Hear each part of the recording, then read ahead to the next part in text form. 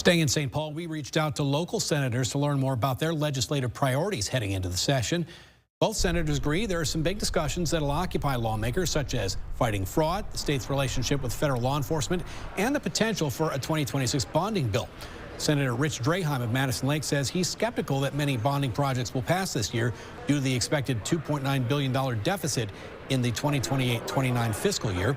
North Mankato DFL Nick Frentz says he's more optimistic.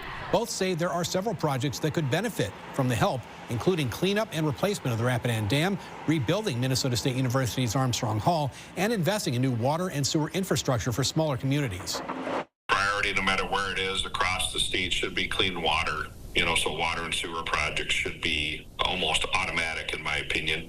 But the Armstrong Hall, that building was old when I went there. The hard part about bonding is also the best part, which is you have to have major buy-in from all four caucuses, and I think that should be our goal. In order for a bonding bill to pass this year, senators say it would require a supermajority in both the House and Senate. That would require bipartisan support from both DFL and Republican lawmakers.